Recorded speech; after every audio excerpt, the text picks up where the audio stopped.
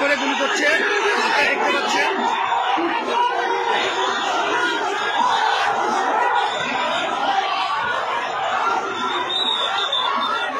সারা শহরে গোলাগুলি চলছে।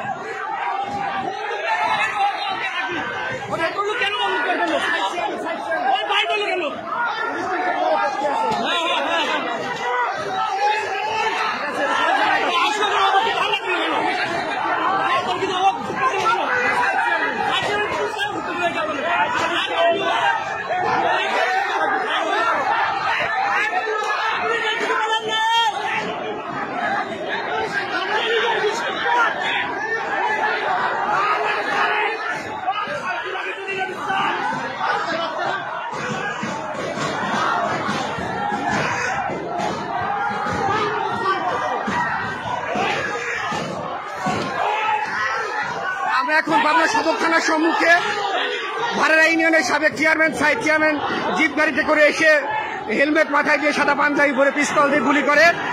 এক পর্যায়ে সাধারণ ছাত্র জনতা তাদেরকে ধাওয়া করে এবং সাইড চেয়ারম্যানের গাড়িকে ভেঙে ফেলে।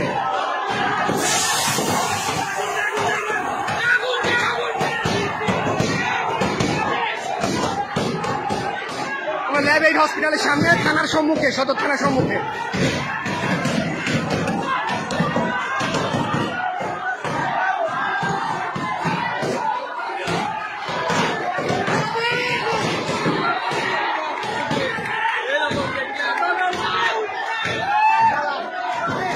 আওয়ামী লীগের লোকজনরা এসেছিল, তারা সবাই পালিয়েছে।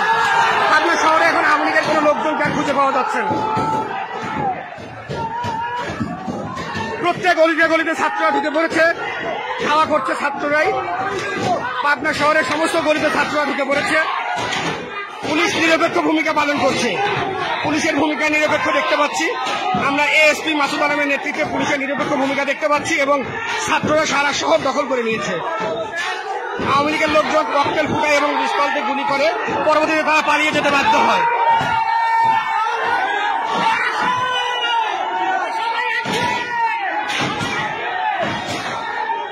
আমরা দেখতে পাচ্ছি